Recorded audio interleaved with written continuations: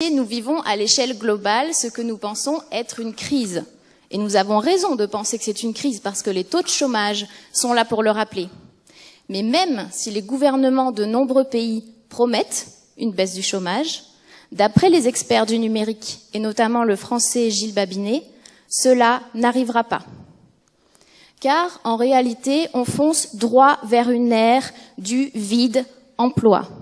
Le vide-emploi, le contraire du plein emploi. Ça fait peur le vide-emploi parce que c'est inconnu, c'est inédit et ça pose question. Que sommes-nous censés faire dans une vie où notre temps n'est plus structuré en fonction de ce que nous avons besoin de faire pour vivre? Qu'est-ce que ça implique exactement? Nous sommes en train de nous diriger vers une société dans laquelle la richesse économique n'est plus directement créée par l'homme. Mais ce n'est pas si grave que cela, je dois vous rassurer, parce que ce n'est pas l'emploi qui se vide, c'est le travail. Demain, ce sera la machine qui fera le travail, qui fera ce qui est fatigant, ce qui est pénible, ce qui est insatisfaisant, ce qui est rébarbatif, et qui, a fortiori, fera quand même aussi la richesse économique, le PIB. Le travail, au sens étymologique du terme, en latin tripalium, qui signifie instrument de torture, n'aura demain pour l'homme plus de sens, plus de valeur et plus d'utilité. Qu'adviendra-t-il alors de l'homme habitué à travailler depuis la nuit des temps? Pensez-vous qu'il deviendra paresseux? Pensez-vous qu'il deviendra oisif, complètement désœuvré? Si nous ne travaillons plus demain, qu'est-ce qu'il nous restera à faire? Qu'est-ce qu'il nous restera? Eh bien, il nous restera ce qu'il y a de plus humain en nous. Il nous restera, par exemple, l'intelligence, il nous restera l'empathie et probablement toujours la volonté de changer le monde. René Kurzweil, un des théoriciens du transhumanisme, prédit qu'avec l'avancée des technologies, de plus en plus d'individus auront la possibilité de consacrer leur vie à leur passion. Nous allons enfin pouvoir faire ce qui nous passionne sans se poser la question de savoir si nous pouvons en vivre. Ce qui nous semble impossible aujourd'hui va devenir accessible demain. Le travail va devenir source d'épanouissement. On ne parlera d'ailleurs certainement plus du mot travail, et c'est le mot emploi qui va retrouver toute sa pertinence dans sa définition, c'est-à-dire employer, utiliser son temps, consacrer sa vie à sa passion pour créer quelque chose et laisser sa marque, la trace de son passage sur Terre. Le travail est mort. Icebreaker. Une société idéale, c'est une société dans laquelle personne n'occupe une sphère d'activité exclusive, mais où chacun a la possibilité de s'épanouir dans le domaine de son choix, faire une chose un jour et complètement autre chose le lendemain. Vous savez qui a dit ça? Karl Marx.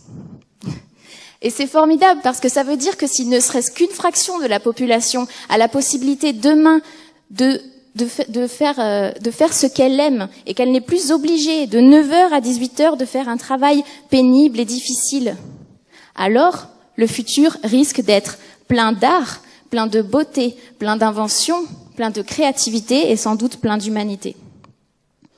Alors je suis sûre maintenant vous vous dites, ok c'est vrai, certains individus feront ça, mais les autres profiteront seulement des inventions créées par les premiers. Peut-être. Et alors? C'est bientôt le futur. Mais en attendant, c'est le présent. Tout cela va devenir accessible, mais pas tout de suite, et il ne suffit pas d'attendre que cela arrive. De nombreux défis vont venir compliquer l'arrivée du futur de l'emploi. La transition va être très rude, elle est déjà très rude pour certains. Et il y a notamment 2 défis éthiques inévitables auxquels l'humanité va devoir faire face. Premier défi, un défi technologique. L'homme se rend de plus en plus dépendant des machines.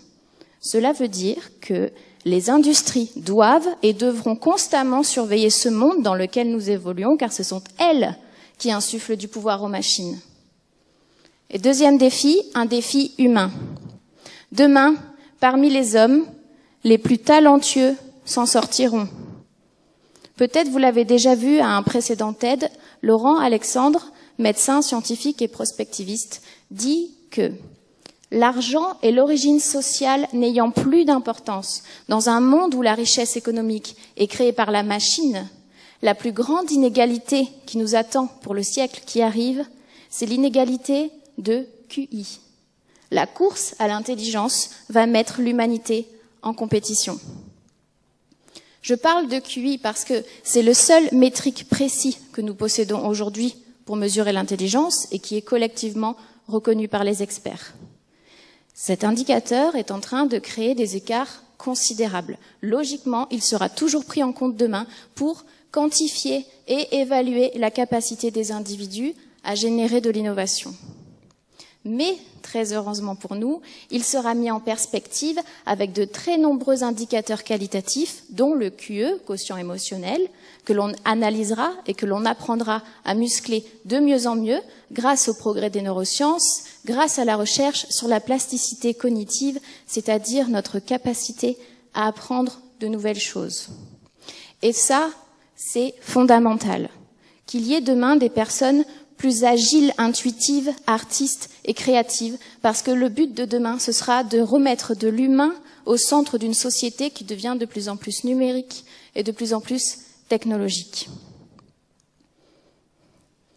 Alors, tout cela, développer ce type de compétences pour survivre demain, ça ne doit pas devenir un facteur de stress qui nous empêche d'agir. Ce type de compétences n'est pas inné. Ça s'apprend, ça s'enseigne, ça se travaille et tout le monde peut progresser à partir de n'importe quel niveau. C'est juste qu'il faut bien comprendre qu'on doit se préparer à ce monde-là dès maintenant. Les écoles et les universités aujourd'hui ne préparent pas à cela.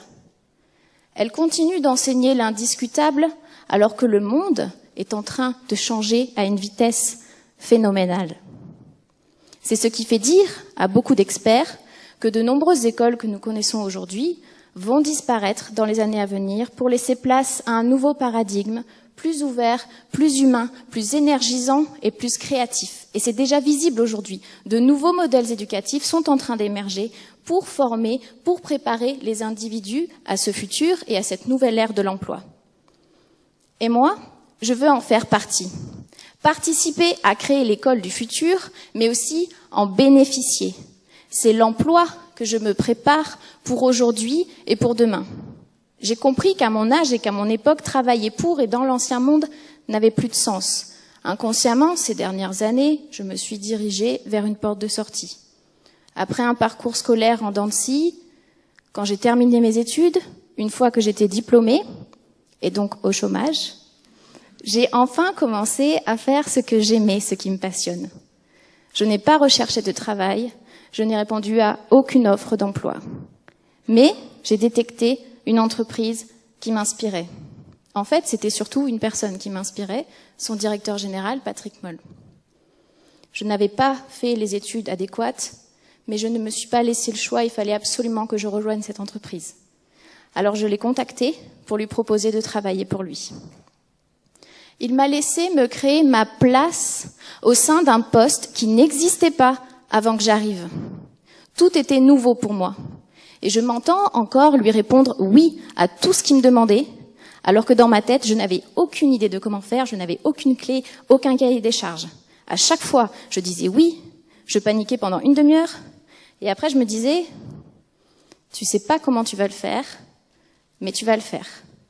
Et grâce à cette technique plutôt efficace, j'ai progressivement développé de nouvelles compétences qui touchent des domaines que je ne connaissais pas auparavant, comme le business ou le design. Et quand j'ai réalisé que j'avais réussi à inventer mon métier et ma valeur dans l'entreprise, j'ai compris que la suite de ma vie professionnelle n'allait être qu'une répétition de ce même scénario, un renouvellement perpétuel de compétences et de sens. Et je crois que c'est ça qu'il faut que l'on enseigne à l'école de demain, la flexibilité face au changement et la liberté de se réinventer. Quand Patrick m'a dit qu'il voulait créer cette école, j'ai immédiatement décidé de rejoindre son équipe. J'ai dit oui Oui, pour créer l'école du futur, une école qui embrasse le XXIe siècle, une école qui réveille et qui révèle les individus à leurs propres talents, à leurs propres passions, à leur propre vocation et qui les aide à en faire leur métier, leur emploi pour demain. Car nous sommes dans une nouvelle ère de l'emploi, une nouvelle ère de l'apprendre, et donc une nouvelle ère pour l'humanité. Posez-vous bien cette question, à quoi allez-vous vous employer, vous, demain? On a vu de formidables exemples aujourd'hui au TED, avec des gens qui se sont inventés leur propre métier, qui ont lâché leurs dragons, qui ont ouvert des dragonneries, qui ont fait pousser des champignons bioluminescents, qui ont fait de la musique avec leur bouche. Essayez de commencer maintenant à capitaliser sur vos passions. Préparez-vous à arrêter de travailler et préparez-vous à créer votre futur. Merci.